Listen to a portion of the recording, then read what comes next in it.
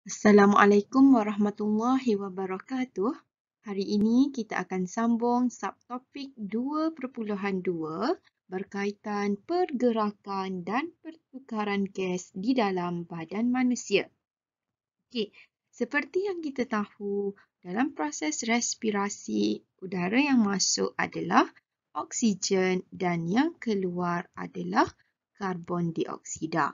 Okey, nanti kita akan tengok dalam subtopik ini macam mana proses pergerakan dan pertukaran ini berlaku.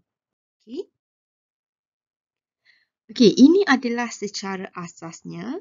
Yang berwarna merah ni adalah udara sedutan. Bermaksud ia kaya dengan oksigen. Okey, ini adalah alveolus ya. Yang bulat ni adalah alveolus.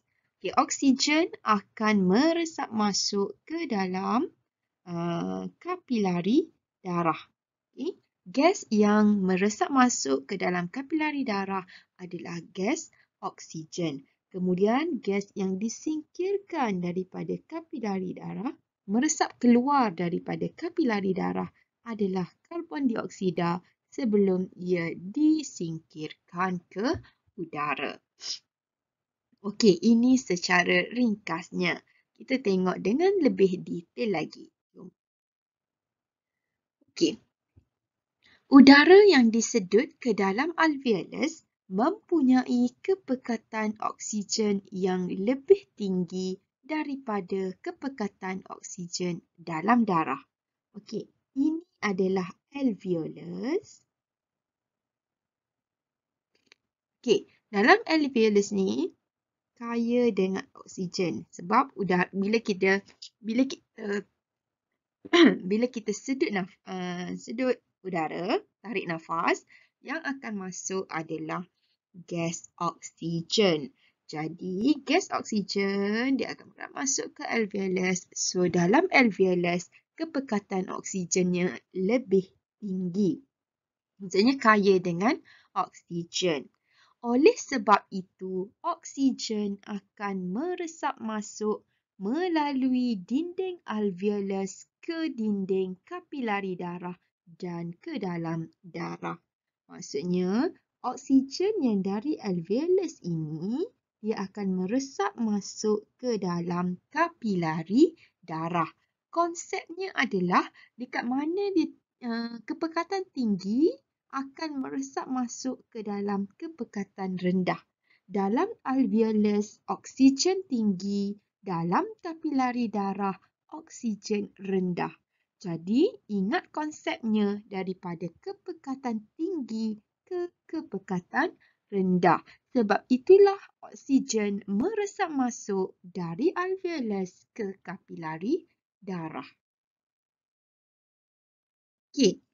Di dalam sel darah merah terdapat sebatian berwarna merah gelap yang dikenali sebagai hemoglobin. Okey, ini adalah sel darah merah. Guna yang warna kuning. Nampak pula. Okey, ini adalah sel darah merah. Dalam sel darah merah itu adanya hemoglobin. So, apa fungsi hemoglobin? Hemoglobin dia akan berpadu ataupun bergabung dengan oksigen untuk membentuk oksihemoglobin. Okey, yang ini kamu kena ingat. Dalam sel darah merah, eritrosit ni sel darah merah lah ya. Sel darah merah adanya sebatian berwarna merah gelap yang kita kenali sebagai hemoglobin. Di mana hemoglobin ini fungsinya adalah untuk berpadu dengan oksigen. Maksudnya dia bergabung dengan oksigen. Okay, dia akan membentuk satu sebatian yang dipanggil oksihemoglobin. Okay, oksihemoglobin ini adalah sebatian tidak stabil dan berwarna merah cerah. Maksudnya setakat ni kamu perlu tahu dulu. Dalam sel darah merah adanya hemoglobin. Hemoglobin akan berpadu dengan oksigen membentuk oksihemoglobin. Oksihemoglobin ini adalah satu sebatian. Tapi ia tidak stabil dan ia berwarna merah cerah. Okey, Darah yang mengandung oksihemoglobin ini, diangkut dari peparu ke jantung dan dipam ke bahagian lain dalam badan. Okey, ini kapilari darah kan? Dalam kapilari darah ni kan ada oksihemoglobin. Sebab sel darah merah, dalam tu ada hemoglobin. Hemoglobin dah bergabung dengan oksigen membentuk oksihemoglobin dan ia diangkut dari peparu ke jantung sebelum dia dipam ke bahagian lain dalam badan. Sebab semua bahagian lain dalam badan memerlukan oksigen. Okey, maksudnya hemoglobin ini dia mengangkut oksigen. Tu berpadu dengan oksigen tu maksudnya dia mengangkut oksigen ke seluruh badan. Kalau tak ada hemoglobin, oksigen tak boleh nak diangkut ke seluruh badan. Okey? Apabila darah sampai ke kawasan sel badan yang mempunyai kepekatan oksigen yang rendah. Okey. Bila dia oksihemoglobin tadi, dia akan dipam ke seluruh badan dari jantung kan. Kemudian masa dia tengah masa dia tengah bergerak kan. Oksihemoglobin tu daripada bila dia sampai ke satu sel, dia detect. Dia dapati bahawa sel tersebut oksigen rendah. Okey, katalah ini sel. Okey, dalam sel ini oksigennya rendah. Okey, oksigennya rendah.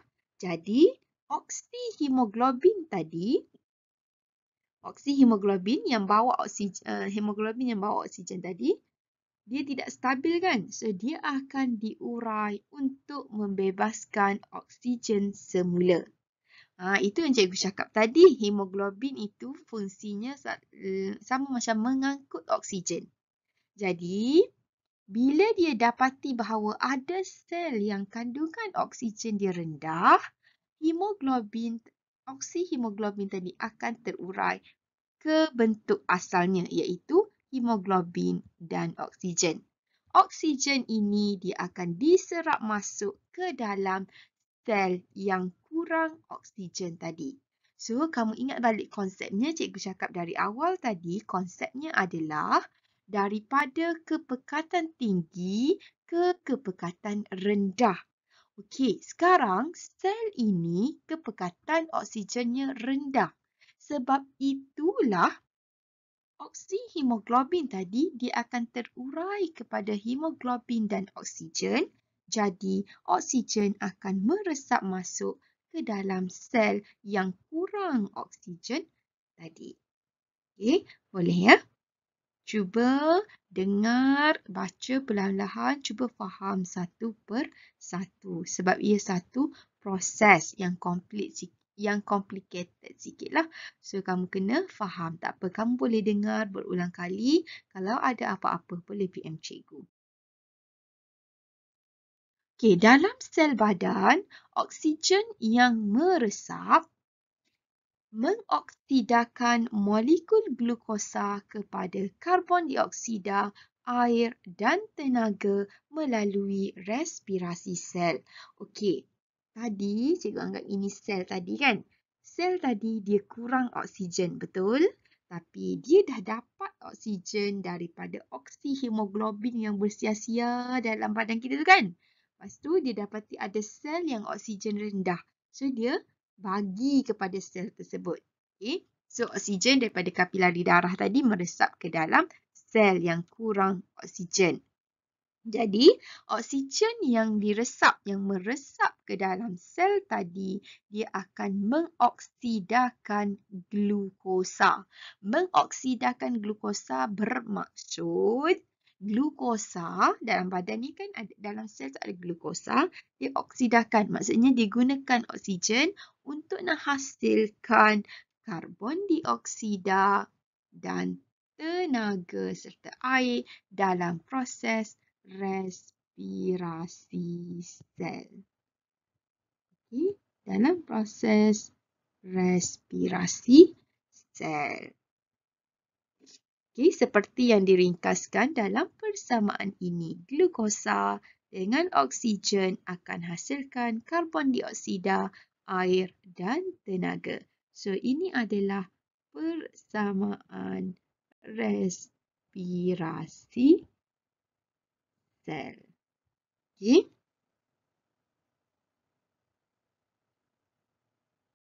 Seterusnya, tadi respirasi sel tadi membebaskan karbon dioksida kan?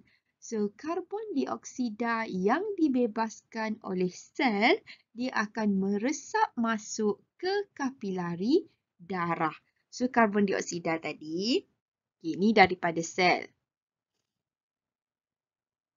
Oksigen masuk, oksigen masuk ke dalam sel, ia mengalami proses respirasi sel membebaskan karbon dioksida, CO2. So, karbon dioksida ini akan meresap masuk ke dalam kapilari darah. Tadi dah dari kapilari darah, oksigen dari kapilari darah tadi meresap masuk ke dalam sel. Bila meresap masuk ke dalam sel, sel mengalami proses respirasi sel akan hasilkan karbon dioksida. Karbon dioksida yang terbebas ini dia akan masuk semula ke dalam kapilari darah. Daripada kapilari darah dia diangkut ke alveolus. So, bila karbon dioksida sampai di alveolus, ia akan disingkirkan semasa kita hembus nafas. Sebab tu semasa kita tarik nafas, oksigen masuk. Masa kita hembus nafas, karbon dioksida keluar, dibebaskan. Okey. Seterusnya, kita tengok apa kepentingan adaptasi struktur alveolus. Maksudnya kat sini kita nak tahu apa ciri apa yang ada pada alveolus yang menyebabkan alveolus ini merupakan tapak pertukaran gas dan dia boleh melakukan proses pertukaran gas itu dengan cekap. So, apa ciri yang ada pada alveolus ini menyebabkan alveolus ni sesuai untuk pertukaran gas? Okey.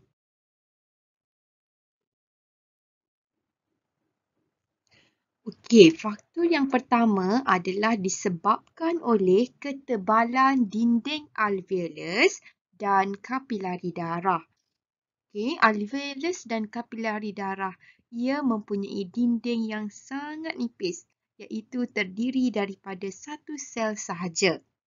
Bila dinding alveolus dan dinding kapilari darah itu nipis, menyebabkan senang oksigen dan karbon dioksida untuk meresap masuk dan meresap keluar.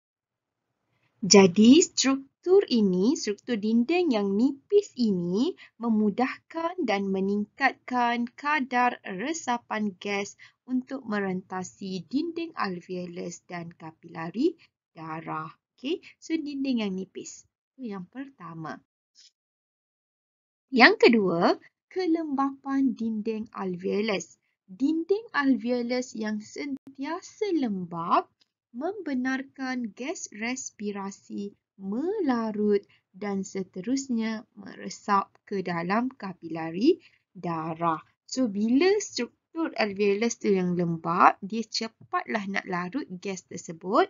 Bila cepat larut, cepatlah gas oksigen tu meresap ke dalam kapilari darah. Okey, seterusnya, faktor yang ketiga adalah jaringan kapilari darah yang meliputi alveolus tersebut. Maksudnya ini alveolus kan? Okey, kamu boleh nampak di sekitar alveolus ni ada banyak jaringan kapilari darah. Yang kamu tengok warna biru, warna merah tu kan? Okey. Yang warna merah tu darah oksigen. Yang biru tu darah terdioksigen. Maksudnya darah yang kaya dengan karbon dioksida. Okay, alveolus yang diliputi jaringan kapilari yang padat akan meningkatkan kadar pertukaran gas antara alveolus dengan kapilari darah. Okay. Maksudnya kapilari darah yang banyak ni lah membantu oksigen dapat diserap. Oksigen dapat meresap ke dalam kapilari darah dengan cepat, begitu juga dengan karbon dioksida. So, dia akan lebih efisien. Okey, yang keempat, luas permukaan alveolus. Okey, bila luas permukaan alveolus yang tinggi, yang besar, menyebabkan pengangkutan pertukaran gas oksigen dan karbon dioksida berlaku dengan lebih efisien. Okay. Paru-paru mengandungi berjuta-juta alveolus, di mana alveolus menyediakan luas permukaan yang besar untuk pertukaran gas. Ini adalah alveolus lah yang nampak macam anggur ni kan. Okay, ini adalah alveolus. Okay, bila luas permukaan dia besar, lagi efisien lah untuk dia mengangkut, untuk dia melakukan pertukaran gas. Okey, selain struktur alveolus, satu faktor lain yang dapat meningkatkan pertukaran gas di dalam badan manusia adalah perbezaan kepekatan gas di dalam alveolus dan kapilari darah. Yang cikgu ada cakap di awal tadi. Okay. Jadi, dalam alveolus, kepekatan oksigennya tinggi, jadi dia akan meresap masuk ke kapilari darah. Sebab dalam kapilari darah, oksigen rendah, karbon dioksida yang tinggi. So, karbon dioksida akan meresap masuk dari kapilari darah ke alveolus. Semakin besar perbezaan kepekatan gas di dalam alveolus dan kapilari darah, semakin tinggi kadar resapan gas antara alveolus dengan kapilari darah. So, konsepnya macam cikgu cakap tadi lah. Dalam alveolus, oksigen tinggi. Dalam kapilari darah, oksigen rendah. Jadi, oksigen akan meresap masuk dari alveolus ke dalam kapilari darah. Dalam kapilari darah, kepekatan karbon dioksida tinggi. Dalam alveolus, kepekatan karbon dioksida rendah menyebabkan karbon dioksida meresap masuk dari kapilari darah ke alveolus untuk disingkirkan. Okey, so setakat itu sahaja untuk subtopik 3.2. Nanti kita akan sambung dengan 3.3 minggu depan. Okey, terima kasih.